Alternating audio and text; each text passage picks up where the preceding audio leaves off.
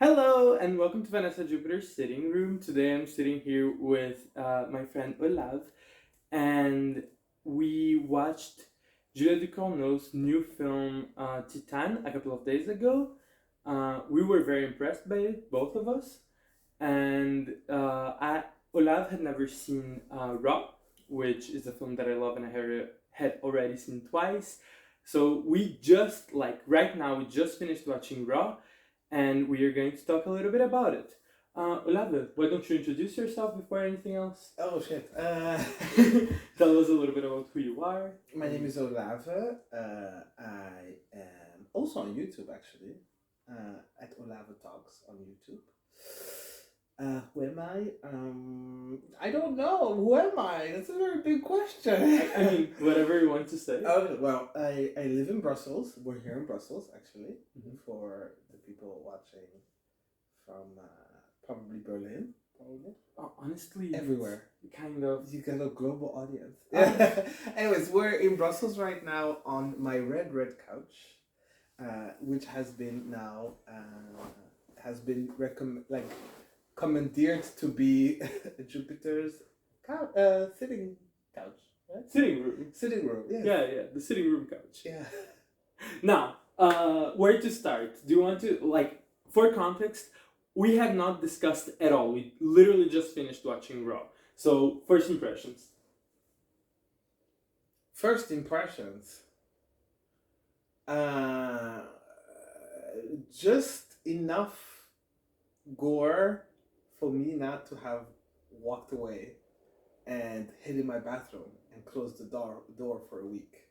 It just got right to that threshold where it was a little bit like I can still stomach this, but so that's my very first impression. Okay. For the faint of heart, like myself, it's kind of doable, but almost not doable. Yeah, you know that when the movie was first released, in festivals and stuff, there were a lot of talks about people fainting in screens and stuff like that, in screenings and stuff like that. Why? I don't fully know. That seems a bit exaggerated. Yeah, but people faint in screenings all the time. I feel. Really? Whenever news break about this type of movie. But isn't that just trying to get people to come and watch it? Isn't that kind of like, oh, people faint and people walk out? It's so scandalous. Yeah. Yeah. The thing is that the first time that I saw it at a festival, before most people had the opportunity to see it. I have no idea. I was really completely immersed in the movie. For all I know, half the theater fainted. But the thing is, my memory of it, just a few weeks later, was it's not that heavy of a movie. There isn't that much gore. I don't get why people have fainted. Yeah. And I'm very sensitive to horror and gore. And I mean, I had to close my eyes a few times because some of the scenes, were very long. Yeah. Very long. One of them felt like 4 minutes. I don't know if that was accurate, but which one? Can we spoil things? Yeah. I mean, if you're watching this video, we assume that you have seen Raw or you don't care about spoilers. Yeah, the finger eating. The finger eating. And the puking. Those two felt interminable scenes. Yeah. That, but that's the thing. I have this such a specific memory of my second viewing of Raw. This was my third viewing of Raw, mine. And I have this very clear memory of watching the puking the strand of hair scene the second time and being like, this is really unnecessary. This is way too much. It was really unnecessary. It was absolutely unnecessary. I love that scene though. Don't get into it. I kind of realized why. Wait. No, yeah. No, it's but I think that the characters are very, very strong. The imagery, the plot even, and it's not a very plot intense movie, so it's not like, oh, so many things are happening to these people, but nonetheless, I would consider it a character driven movie, script, and with, it's not, there's a lot happening that is interesting and that isn't just scary or gory. So it worked. There was plenty. I mean, I had to shut my eyes a few times, but there was plenty for me to see and experience and think of Since we're talking a little bit about the plot already, and like I consider the pacing of the movie really good, I never feel bored by it, like at any point. And I think that part of the reason for me never to feel bored with the movie is because the hazing ritual and the general atmosphere of the university just stresses me out, like to and at like a huge degree. Like I'm constantly uncomfortable watching the movie, so obviously I'm not bored because I'm just uncomfortable the whole time. Do you relate to this at all? No, I did. I mean, it looked like they were having a good time. Actually, there were so many really awesome party scenes. That I'm like, if I had been in my first year, and I had been, sort of woken up out of my bed and sort of ended up in this underground party, I would have been like, hey, y'all, on my first night, I would be like, these are my people. That was not my experience in my first years of university, so it looked pretty cool. It looked pretty cool. Yeah. Ugh, like I've never been to university, but like I did fall into parties that looked way too similar to that for me to be comfortable. It's kind of like how I commented that I've played way too much with paint for that scene not to be super familiar to me.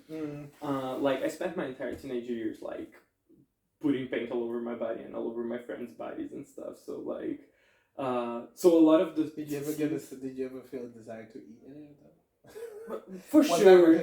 Like, do you know me at all? So there was a lot of things that were recognizable for you. Yeah, I definitely could appreciate the party scenes. However, I think like it is a very clearly super patriarchal institution and place where these two girls find themselves in, and it's so well done and told how extremely patriarchal. Even the lyrics of the hazing songs that they're singing, extremely sexist songs. Everything about the hazing is awful. Yeah, and the whole the girls have to wear. Today, like just normal school day, they are forced to wear going to the club, and they have to be as slutty as possible. And if they don't, they have to like wear a diaper. Like there's a lot of it is focused on the women. And what is interesting is that you see these kind of, these girls that you could read as sort of butch dykey, sort of really enforcing this patriarchal sort of ritual and process. And like for example, the conversation that she has with the teacher, who's all like, "You don't belong here. You don't deserve." And like just expressing this incredible sympathy for the roommate and so on. So I feel like it's like the story we're told is these women are finding themselves in an extremely patriarchal, and with all the violence that comes with it, the rituals that come with it, and you get a sense of like you either swim along or you drown, which is something which both of them are very like concerned with like like not becoming an outcast if you don't participate. Yeah. So maybe that's where that discomfort comes from. I think that that's part of it for sure. Like the lyrics of the hazing ritual are definitely terrible, and like the way that they treat each other is definitely like it's definitely sexist. Like I agree with you. But to me the thing that makes me more uncomfortable is for sure the memory of like having been in situations that were like this, even though I've never been to university. And just the fact that like the whole idea of hazing rituals just like defy consent so much in my mind, and like I cannot stop thinking that everything is unconsensual, like through basically the entire movie. Like the paint scene, like it's like I don't read it as consensual, and like part of my problem is because I've been in that situation, and it's like it's difficult to say it's not consensual, like that there is like a specific victim, because like everyone is drunk, nobody knows what they're doing. So like who is the predator, who is the victim? No one. But still everything is non-consensual, and that just stresses me out. Yeah, and that get those lines get blurred real quick. Who's the predator and who's the victim? Oh yeah, in the case of this movie, exactly. when people start actually getting eaten. That's interesting. Who's the predators? Yeah, but it's really, I did find that very a good ground for what I feel is the commentary on the movie, laying a strong basis for the context in which they're existing. These two girls, which is very, very rigidly and violently patriarchal, I feel. So I think the hazing ritual served that function really well. But for me, it was a little bit reminiscing the good old part. I kind of romanticize my drinking time sometimes. It's not good, but I sometimes romanticize it a little bit. Yeah, we're both sober. Yeah. And clearly we're in different state. I am not a big fan of being sober. I've been sober for the last 8 years, and I mean, I do it because I have to, because, you know, I know the alternatives. Nonetheless, I'm not one of those people who are like, my life got so much better when I stopped drinking. I'm not one of those people. I'm definitely one of those people.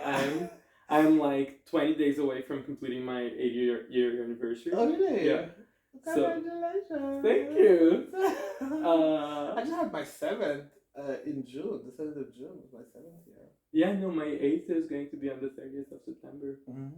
So, and like, I definitely do not romanticize my time drinking, partially because of the consent question. Mm-hmm. Because, like, whenever I think back at it, I'm like, was there like legitimate abuse from one person to another? Like, and I never had clear answers in my brain. I always had to process this with other people who were also there.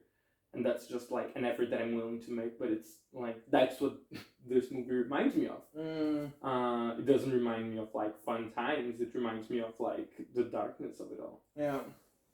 Yeah. Different experiences. Really different experiences. Different attitudes to perhaps very similar experiences. Yeah. That's probably more accurate. Yeah. We're already touching on cannibalism. Do you have any specific like relation to cannibalism in general? Well, I'm vegan. Yeah. So I don't eat animals or any animal products. However, when I look at what human beings do to animals, I am not necessarily against animals eating human beings. And if you're gonna eat meat, you know, eat Westerners. You know, it's like,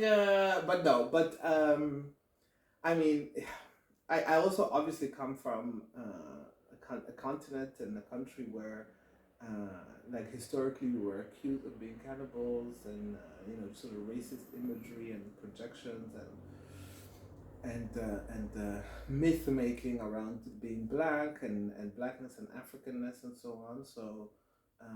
But at the same time, I'm also aware of the kind of practices that in war areas, in some war zones, in the region where I come from, of people reporting having, you know, people like rebels or like militias eat their children, stuff like that. So yeah, it's a bit like the vegan self is like to especially Western human beings. I'm like, you know, your comeuppance. However, cannibalism has obviously a loaded dimensions to it, from just basically where I come from. Yeah, that makes a lot of sense. The vegan perspective is one that I share as well, of like whenever I see these like news reports of somebody who fell in the lion's den at the zoo and got eaten, I'm like, why do you keep these animals in cages? I mean, that's what happens. Yeah, like when orcas like kill their traders, that's what happens when you abuse animals. So, but that's not strictly speaking cannibalism. It's really not cannibalism. Right? Cannibalism would be if lions ate themselves and orcas ate themselves. Yeah, but so I don't know. I just have a little bit less sympathy when it comes to mass capitalist extractionist human beings who profit and yeah, just consume animals Mm-hmm. in the ways that it's done in the West. Yeah, that makes sense. I always we were talking about this the other day, like on the day that we watched Titane. I think I was mentioning to you that to me cannibal stories very often can be read as vegan allegories because it's like we see what meat is. So like once we understand that like we are meat and that like we don't like want our meat to be consumed by others necessarily, then we also understand why it's wrong to do that to animals. Yeah. And but do we? I mean, I wish it worked that way. like that's my perspective, and one of the reasons why I enjoy cannibal movies so much is because I'm often thinking like, yes, veganism. Why are you screaming? You were eating animals just now, so now you're getting eaten. Chill the fuck down. Yeah. But yes, anything else on the cannibalism front? I think what happens in this movie, the way I don't know if this is already like if this is completely off the rails, but I felt like just specifically this movie, I haven't seen many cannibalism movies. Yeah, but in this one specifically, I didn't necessarily think of the vegan allegory, even though it was actually really made sense because they started off as vegetarians. Right? Yeah. But I saw that very much as female sexuality. As female sexuality being devouring or something that can just which is something which I think in a lot of the Christian traditions where that comes from, the idea that female sexuality devours men of some sort. I think that's what I saw in this movie a lot, but I don't know, I could be wrong. No, I see that a lot, and I think you're very right. Like I'm someone who like seeks horror movies made by women very often, and I go to a festival, the Final Girls Film Festival in Berlin, and the amount of shorts that feature cannibalism is like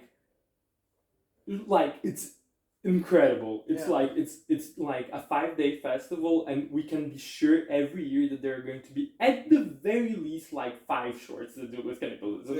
Like so for me there is an association between cannibalism and femininity actually.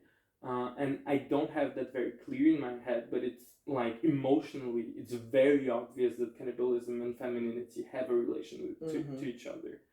I mean, I think that's also kind of like these archetypes, these Western archetypes of womanhood. You have the crone, the who's the witch. You have the virgin, who's the saint, and you have the Jezebel, who's quite literally cannibalistic. I mean, she devours men's sexual drive. She devours their she makes them subjected to her whims. And I mean, the only person that is safe is kind of the mother, but in this movie also you see that the mother is framed as the bitch, the overbearing or controlling and so on. But yeah, I think that it makes sense to me that you would have that there's this clear connection in the kind of European zeitgeist of the last, I don't know, few hundreds of years, maybe thousands of years, that women's sexuality is very much cannibalistic.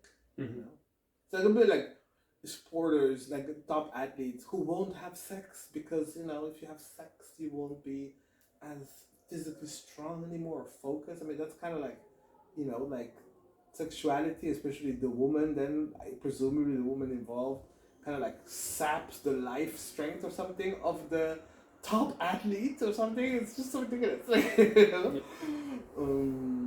Yeah. Speaking of the mother, we should talk a little bit about family and how family is represented both in this and in Titane, like because family is very central to both films. Like, do you have any already? Yeah, I think that in this movie and in the other movie you have a very sort of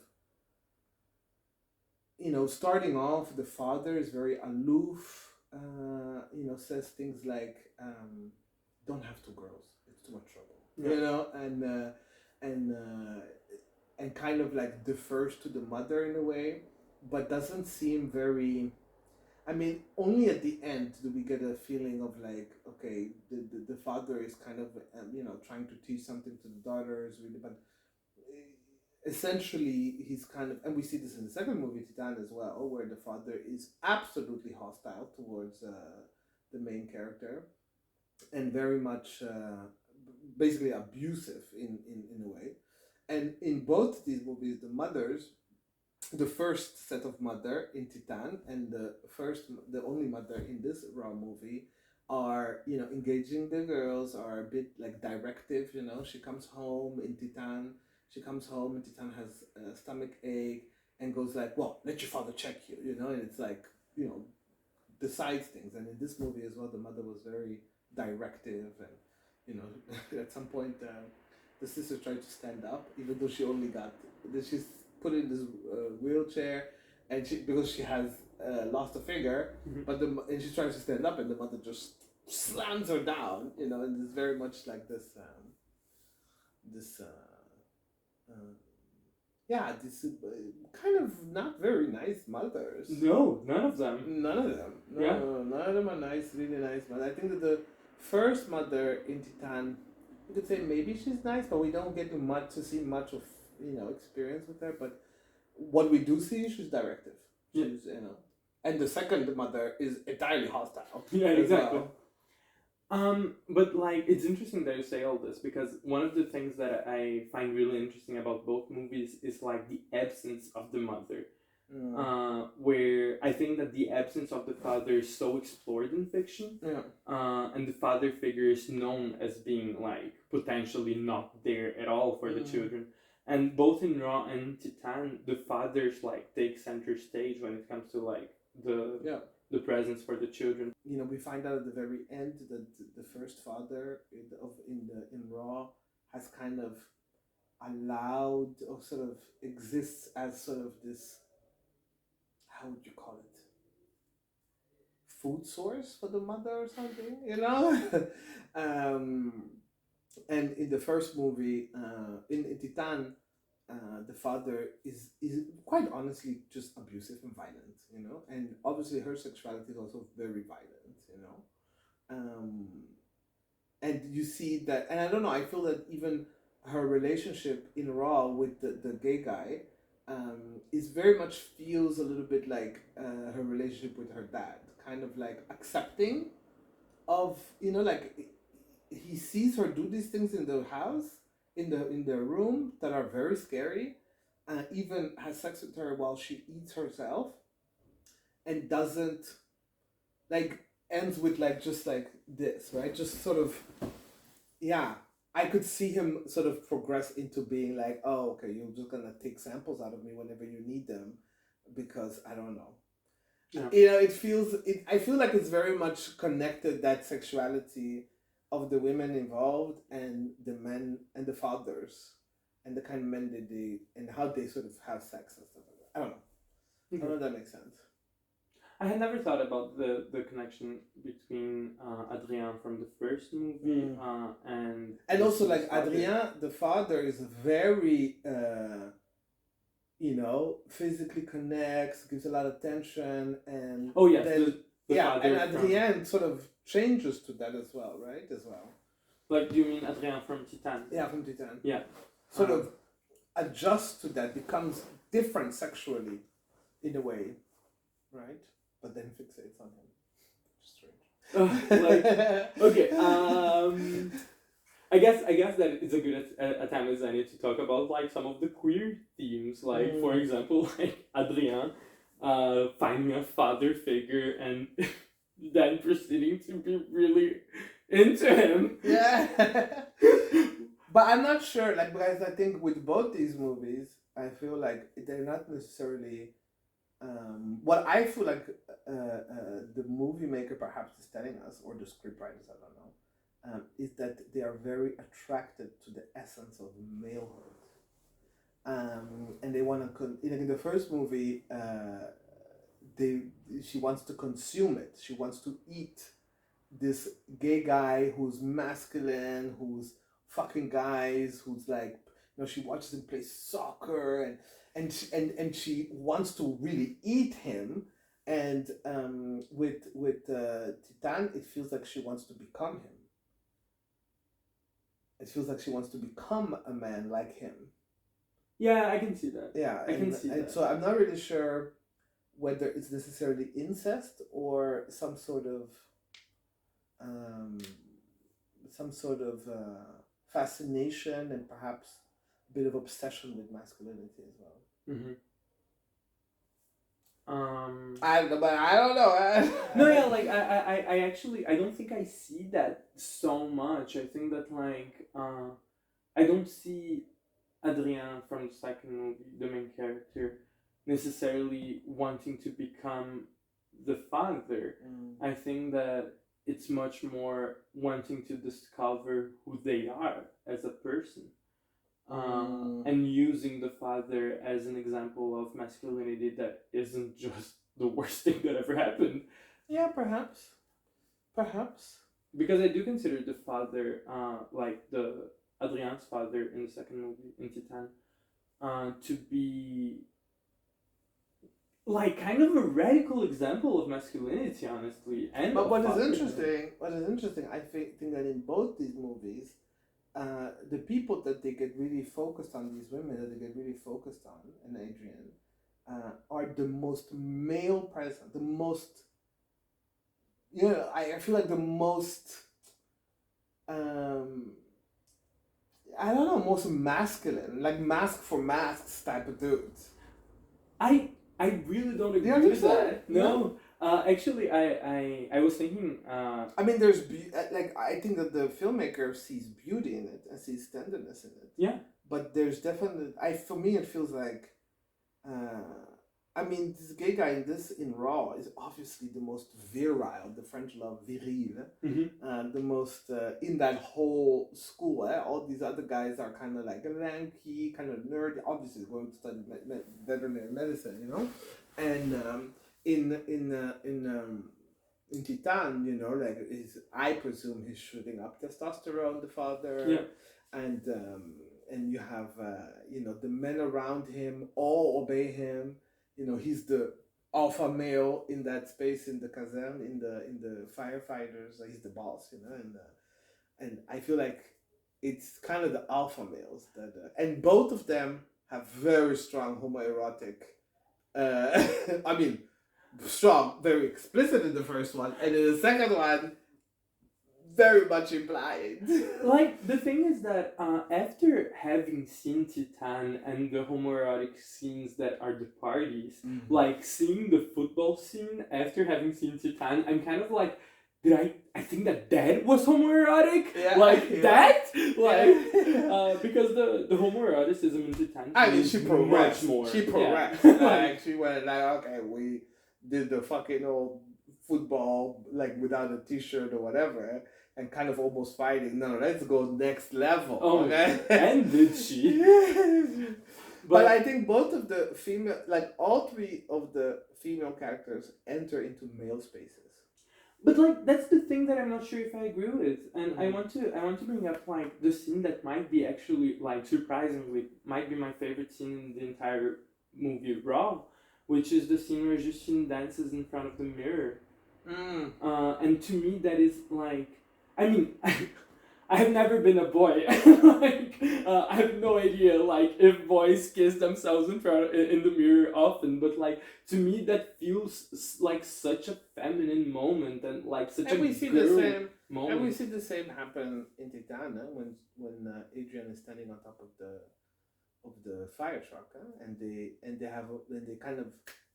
kind of in this hyper masculine space, kind of embody fully their femininity in a way. But I don't see where the space of Justine and Alex from Raw is hyper masculine. I really don't.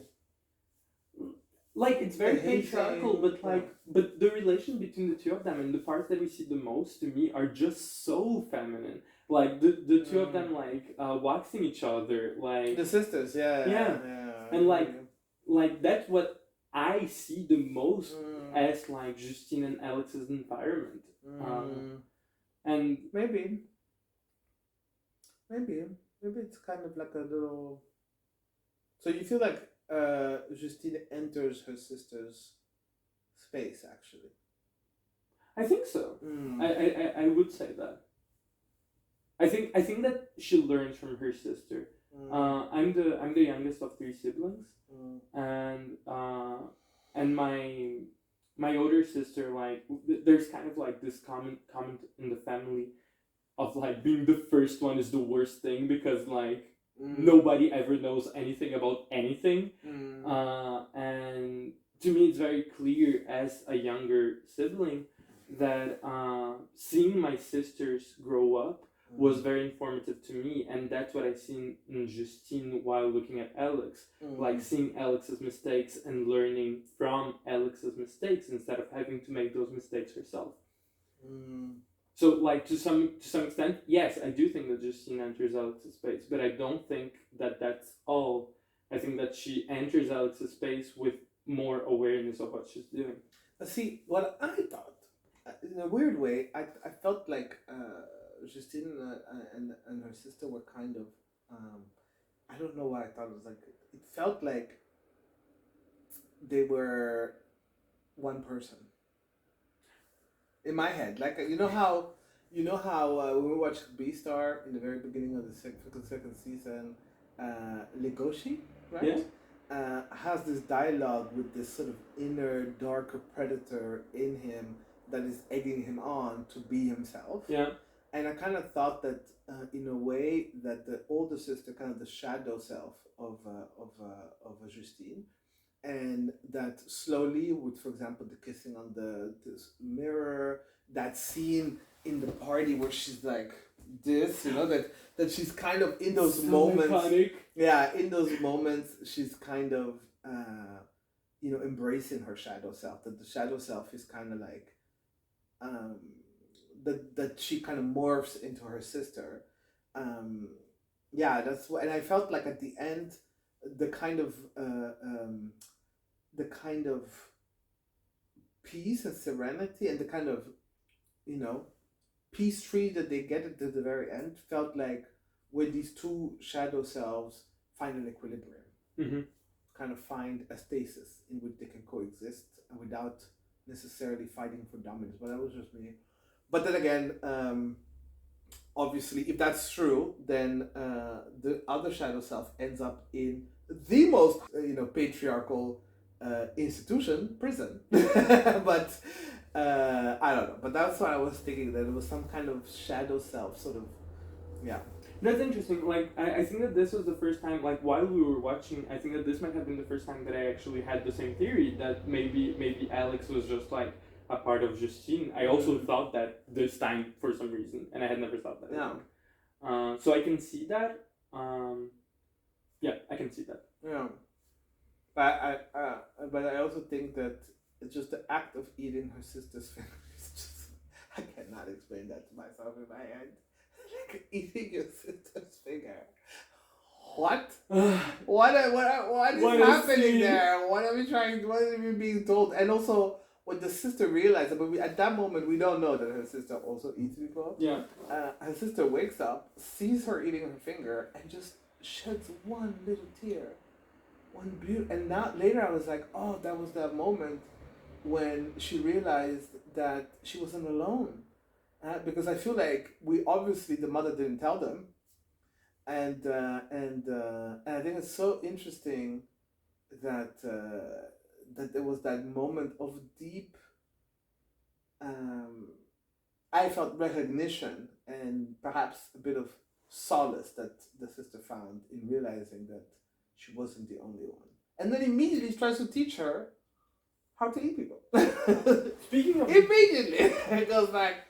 Let's go to the doctor, fix my finger, but then I have something to show you how to do this. Speaking of those scenes, there are a lot of people who refer to Raw as kind of a vampire movie. Do you see that at all? Yeah, I do. I did see that a lot. I thought so. Because also they get like intense withdrawal from not, loses weight, and she kind of is beset by this sort of waking nightmares of like And that to me feels a bit like you need. It's not just you like to eat meat. You like to eat human. It's not some kind of criminal um, inclination, but a very deep physical. Like I need to be alive. Like I need this to sustain myself. That's what I sense I got out of it. Yeah. It makes me think a little bit about A Girl Walks on a Lonely Plank. Not no sorry about Let the Right One In, or Let Me In, because of like the blood around the mouth like feels similar to me in a way. Maybe it's just because like they're very like pale people with like black hair and like and getting dirty with blood on the mouth. But also there's like this thing that a lot of my favorite vampire movies are just like sad teenagers. And I think that like Alex, like if Alex had been the protagonist, I can see Raw as like a movie about sad teenage vampires. I don't think that Justine like rocks it as much, and I don't think that she's as sad as Alex. But I think that if it was Alex's story, it would be a sad teenager vampire story. Yeah, and Alex is a very interesting character. It's just like very all over the place. So like I'm going to teach you how to eat human beings, but also I will show everyone at school that you want to eat. You know, a dead body or something. It's very like, is this protection? Is this revenge or something? I thought it was some kind of revenge act for having eaten her finger or something, but. It's definitely all over the place, which reinforce this notion of like this is the shadow self, because the shadow self has no rules, you know, doesn't is destructive as well, can actually harm you if you follow up on its instructions and its egging ons and its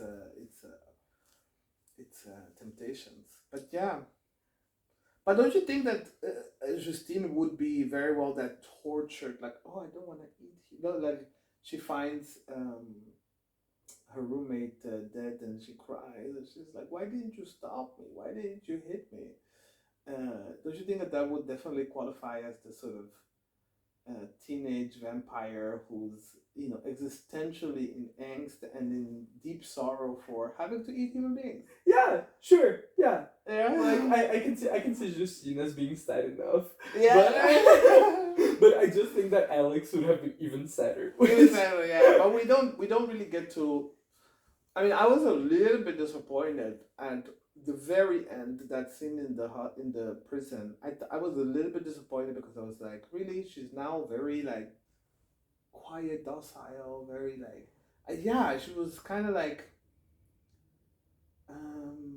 I read it just her demeanor and her kind of. Just waiting, for example, they leave and she's just kind of, she does this funny thing and she kind of waits for the guard to come, and it all felt very like, you know, her hair is well done and very masculine, by the way. In prison, she's very mask presenting. So it's like, I need a shadow self to continue like.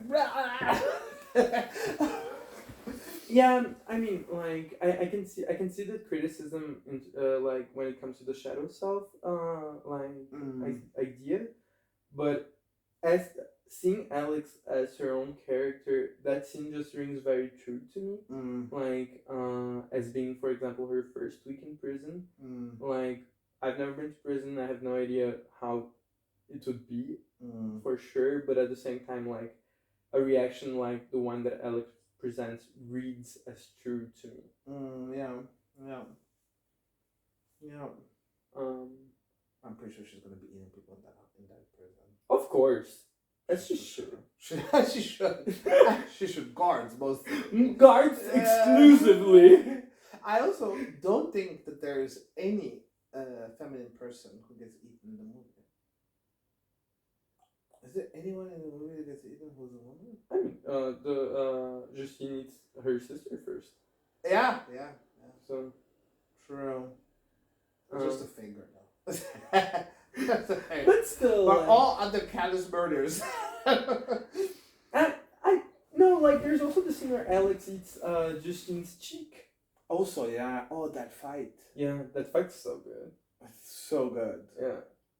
Like just the end where they're like sort of like lift each other up. They fight off a like rabid dogs, fight off the dudes holding them back, and just kind of like hold each other up and go away. I love that. I love it. Yeah.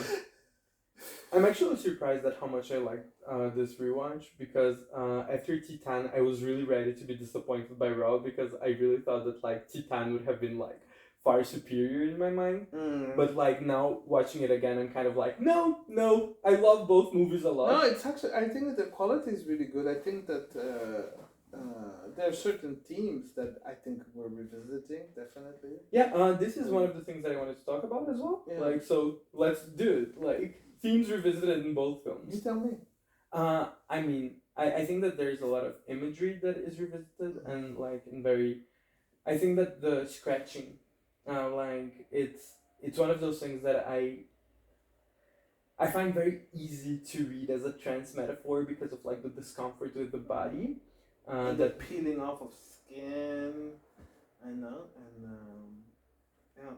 So like I do think that like there is the touch of transness already in Raw that is just like really much more. And I think at the very end, I mean, if you look at how Alex is presenting, it's very mass presenting. I think I don't know if you noticed in the prison. Yeah, it was very mass presenting. Yeah.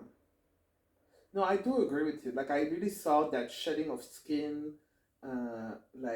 You know, the rash and the shedding of skin, the scratching. I really did have a sense of like this person is, you know, sort of transforming physically, bodily. There's a new embodiment. There's a transition that has taken place from the virginal kind of like, you know, vegetarian eating to the carnivorous, cannibalistic.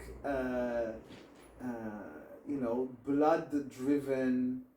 Yeah, there's. I thought it was really interesting that the character of the nurse asks her like, do you use condoms?" And she's like, "Actually, I've never done anything." And then the nurse kind of tells the story of this other patient who was fat and who stood out, and asks her, "How do you?" And she goes, "Average." Well, honey.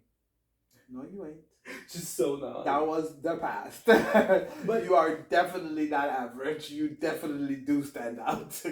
But actually, like the thing is that part of the reason why I love the scene where she's dancing in front of the mirror so much is because I think that so many things in the movie go back to that scene. Because like Justine responding that she's average to me is like how she sees herself, and like.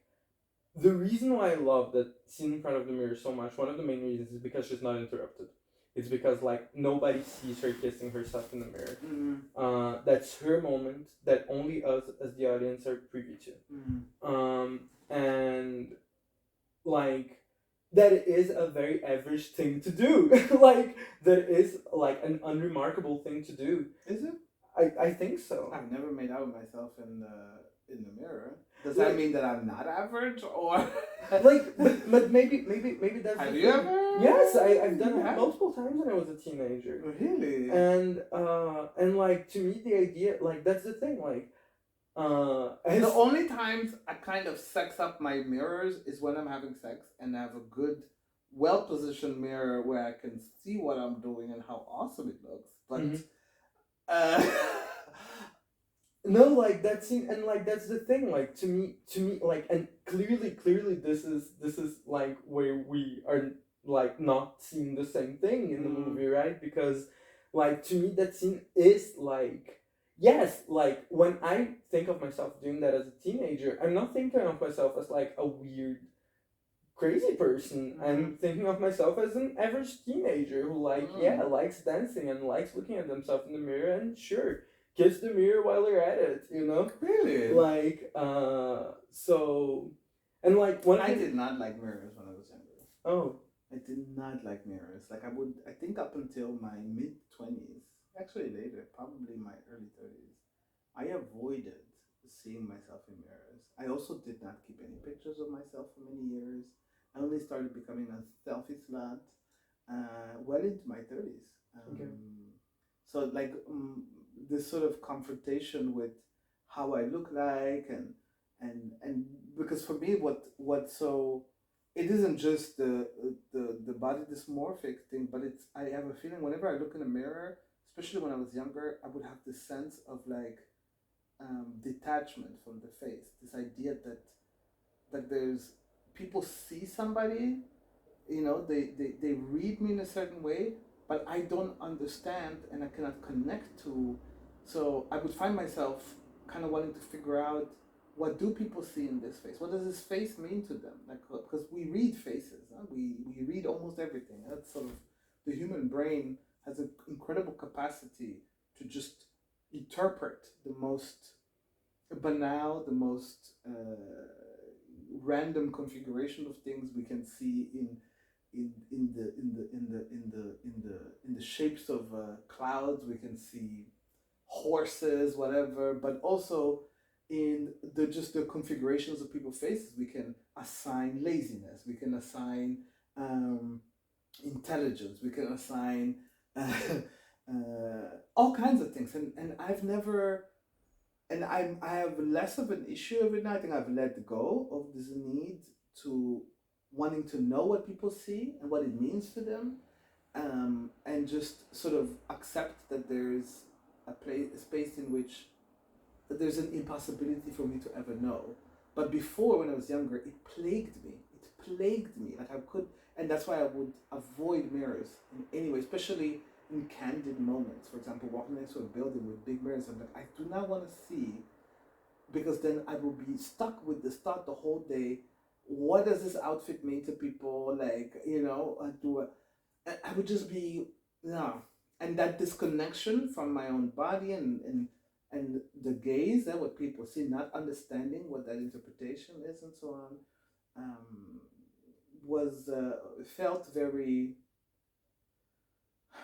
very haunting and very painful. I don't know. So I would avoid pictures, like, and mirrors in any way I could. Yeah. But now, bitch, maybe let's check how it's all looking right now. maybe it's time for you to dance in front of the mirror and kiss yourself. Oh, yeah, I would never do that. That sounds so.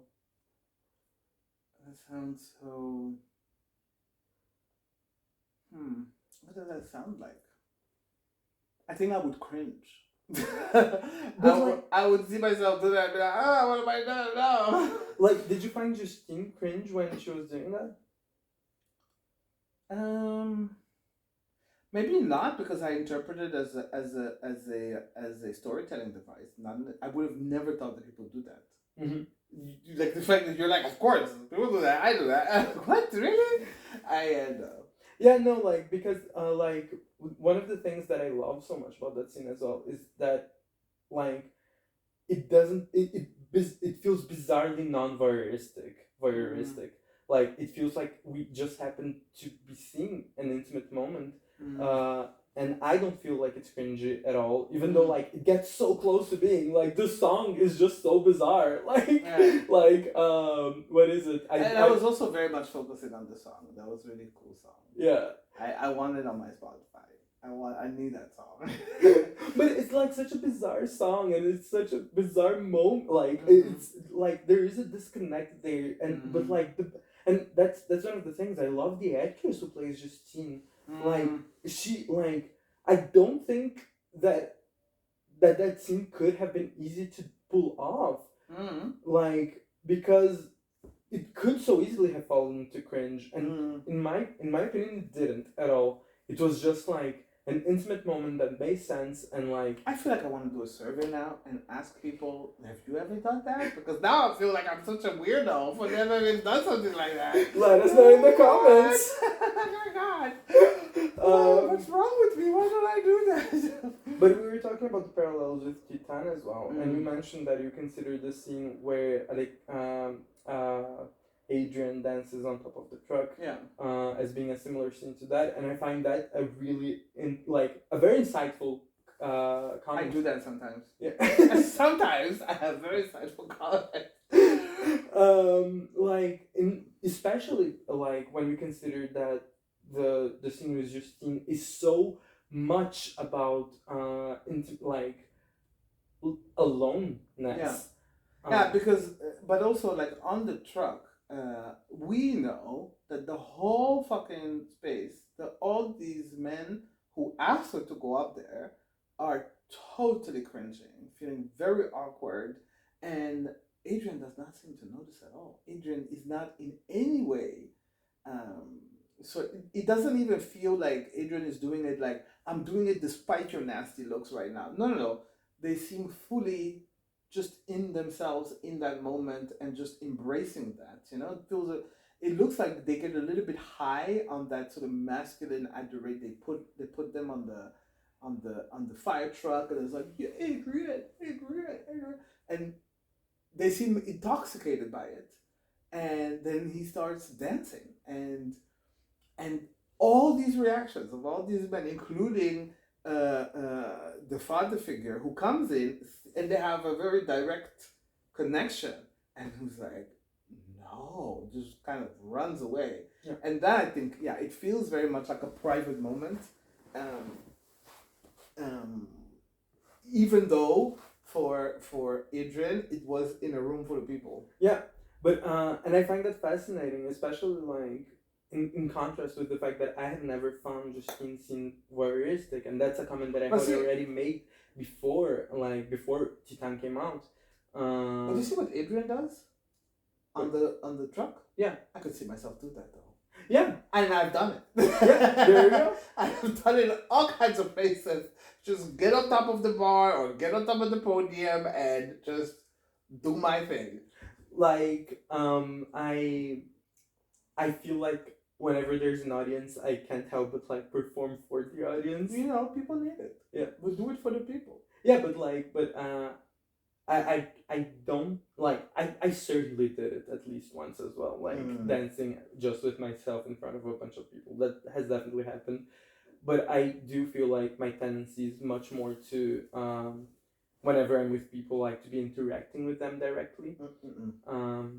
See, that's what so many young people, the mistake that they make when they go out.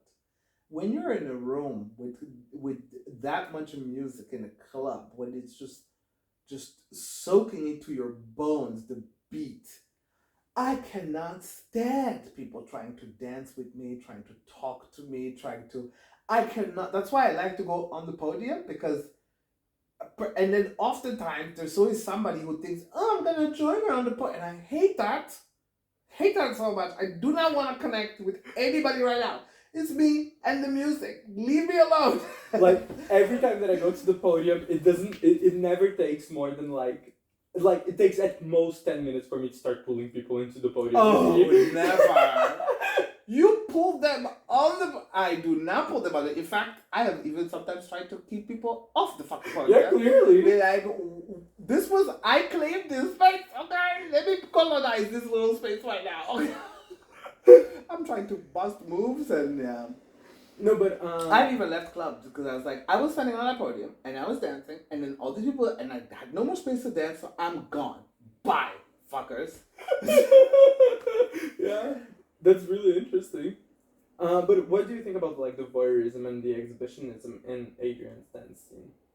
Yeah, I thought that was really interesting. I thought for me, like the men really put him up there. They're chanting, and Adrian kind of betrays the homoeroticism of the moment, the community, the encounter, the space, by giving them what they want from each other, really. And they do not take that well. Like it's this infusion of sort of blatant and raw eroticism into that space, while it's so camouflaged, but it's very palpable.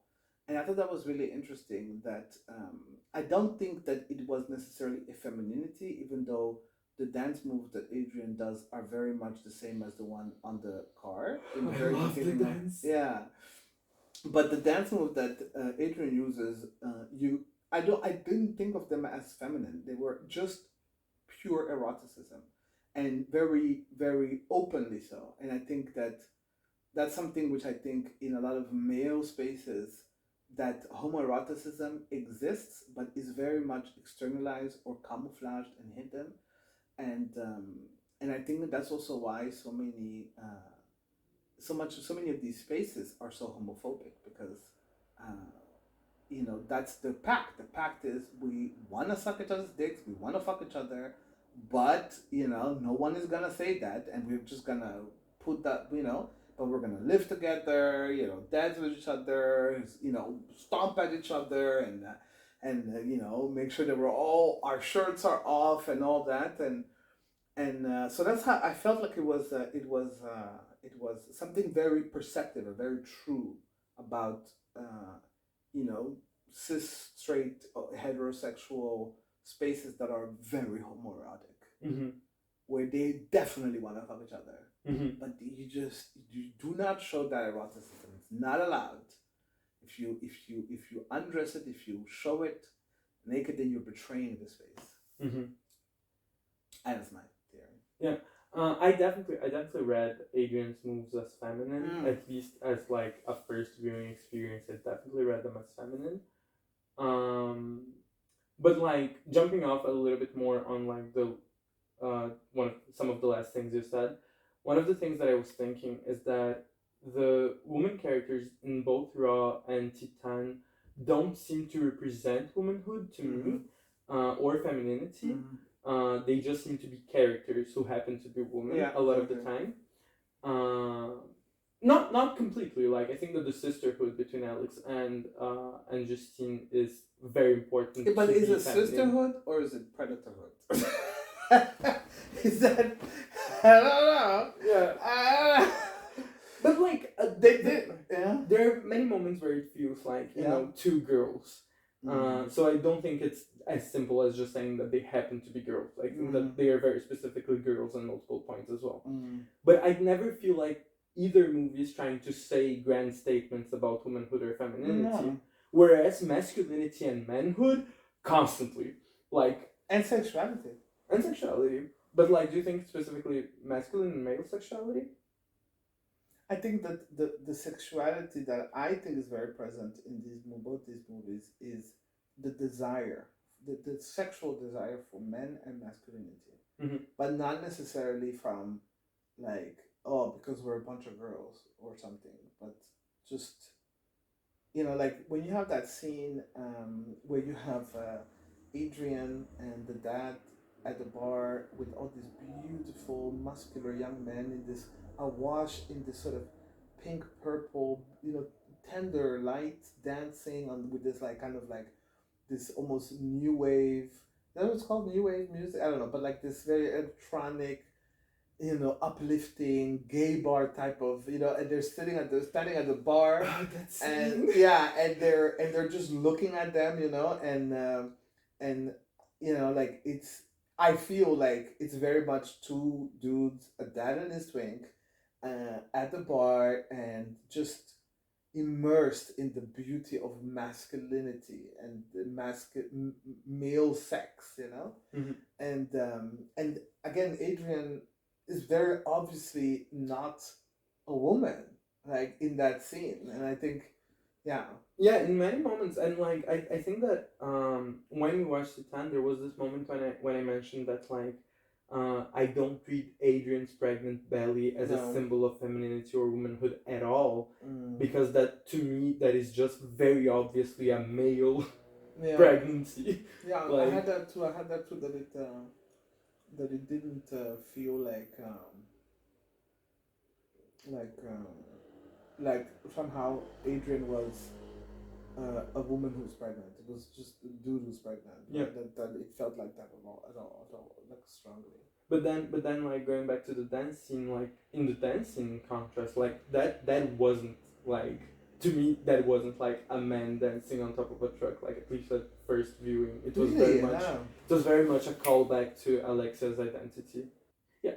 I only have one more topic that I was curious if you have like any thoughts on, which is the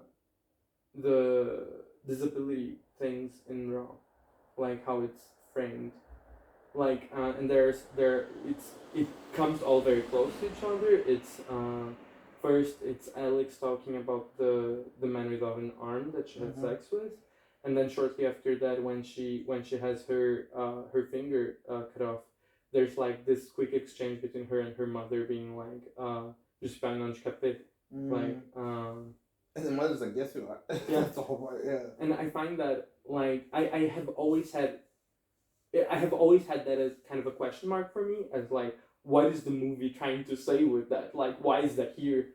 And I don't have an answer, and I'm curious if you like. No, I didn't even pick up on it as such. I mean, I'm so used to just blatant like ableism.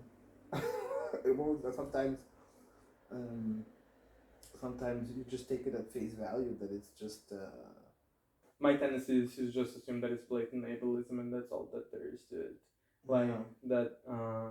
Like in the context, it just feels like Alex is primarily the ableist character, and I can like live with the idea that it's just a movie that happens to have an ableist character. Yeah. I also saw it a little bit as kind of like locker room talk. So. Oh, that's a really good point. Yeah, I like that. I like that a lot. Look at my conquering stories, this crazy shit I went through with sex, blah blah, and the sister being all like, ha ha ha, and then eats her finger. Yeah. Who's disabled now? Ha ha ha. You know what's a fun story? When I ate your finger. Yeah. Okay. Any closing thoughts that you want to share? I think that a third movie with these many, I feel like there's a very clear evolution in this filmmaker's sort of like exploration of desire for men, desire for masculinity, embodiment of it, transitioning into it, and sort of finding a safe haven within masculinity, which I think is really interesting in Titane, finding a true safe haven. And which is not something I really, with my trans femme experience, it doesn't resonate as true to my experience, but I do find it, beautiful, because I also know a lot of trans men for whom masculinity and malehood and maleness is a safe space for them. Like, it's where they need to be, and where they want to be, and where they find a lot of authenticity and truth and safety, and that's really hard for me, because I am the kind of feminist who's also misandrist. Oh. Not all the feminists hate men, but I happen to be one of those who do hate men. And I love men. Just for the record, I love men. I'm not a big fan of men. But, it's because of the experience of having very close friends, trans male friends in my life, who also kind of, challenged me to accept and respect what it can be for them. And so I've challenged myself to be, a lot less misandrist. It's a work in progress. I'm not there yet. But, yeah, like, honestly, so I thought that was really beautifully shown. Yeah. I find that for me, understanding myself as very clearly not a man has helped me so much into like loving men more. And being like, yes, there are good things to masculinity. None that I want for me, like, or not none, but like very few that I want for me. But there are good things to masculinity, and I love Titane for showing that, like, more than anything else, I think. Yeah, no, again, like I said, like, the trans men in my life have really challenged me to think beyond my own experience with masculinity, and to believe that that there could be safety in male spaces for men and perhaps other people as well. And I want to believe it. I'm trying. And this movie is a convincing representation of that, definitely. Titane, anyways. Yeah. Raw, I don't think so. Yeah. Okay. So I guess that's it. Thank you so much for accepting to join to talk about. It was a pleasure. why don't you tell us exactly where people can find you online if you want people to find you online? Oh, I don't want people to find me online anymore. No, you don't. Okay. But should you be one of those people who definitely must?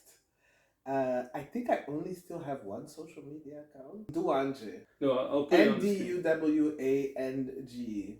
Yeah, like I can... You can tell them. But don't expect much content. There's not much happening on that account anymore. And on YouTube, Olave Talks, by the way, yes. Check out my videos on YouTube, Olave Talks. Yeah, you absolutely should. You haven't posted in a while there, right? In a while, no, but I've got 2 videos coming up that I'm going to be posting in the coming few weeks. So yes, go check her channel out. Yeah, so thank you so much for watching, and if you are not yet subscribed to this channel, Vanessa Jupiter Sitting Room, make sure to do that right now. And yeah, thank you for watching. Love, Vanessa Jupiter.